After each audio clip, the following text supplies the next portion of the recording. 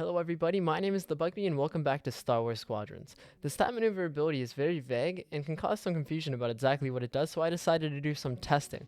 I took to the practice mode with two different TIE fighters, one default and one customized for added maneuverability to find out exactly what maneuverability does in Star Wars Squadrons.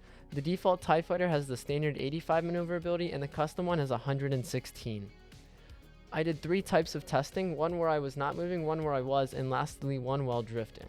When not moving, I tested rolling and pitching at different power levels to determine if power management influences maneuverability. The first test is pitching while stationary. With full power to engines in the default TIE fighter, you will pitch 0.56 seconds faster when compared to evenly distributed power. The same was found when in the high maneuverability TIE, as pitch was 0.33 seconds faster while having max power to engine. However, when comparing the modified TIE to the default TIE at max engines, the modified TIE was 1.5 seconds faster when pitching in a full circle. For each stationary test, I got my numbers by going through each clip one by one and counting the frames and then dividing by the FPS to give me seconds. Next came rolling while stationary. I found the exact same results. When in the default TIE, the roll was 0.56 seconds faster with full power to engines compared to power being evenly distributed. Once again, when it came to the modified TIE, I found rolling was 0.33 seconds faster when putting full power to engines compared to even distribution. And unsurprisingly, the same results were found when comparing the modified TIE to the default TIE with full power to engines, a 1.5 second speed advantage for the modified TIE. There was a clear difference in the maneuverability between the different power levels when stationary, however when moving it wasn't as noticeable. In the moving test, I will be showing you full power to engines compared to full power to weapons, in order to show how even the two extremes don't show as clear of a picture. I conducted these tests by flying under the tower where the bridge and the shield generators are located.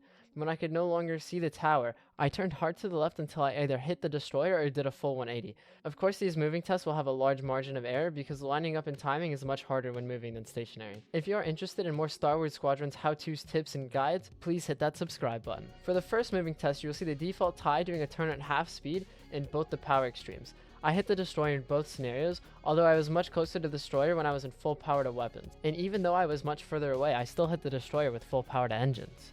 Now for the modified TIE at half speed. In every moving scenario when recording full power to weapons, I seemingly was closer to the destroyer compared to when I ran it with full power to engines. However, both power levels in the scenario ended their 180 very similar spots relative to the destroyer above them.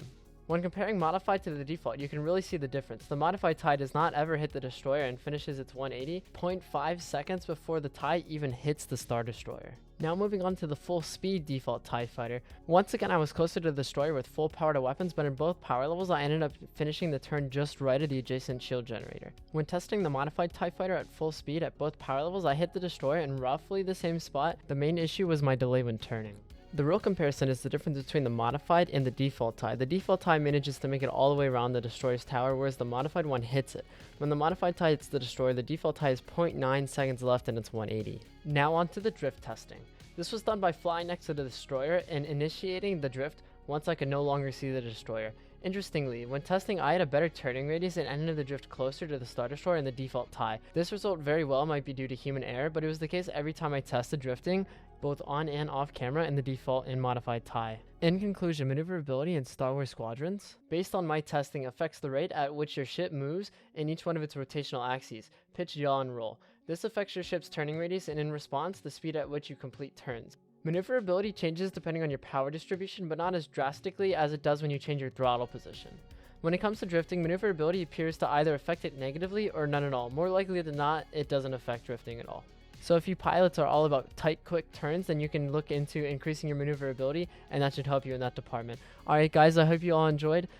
Please subscribe for more Star Wars Squadrons content, and I'll see you in the next one. Bye!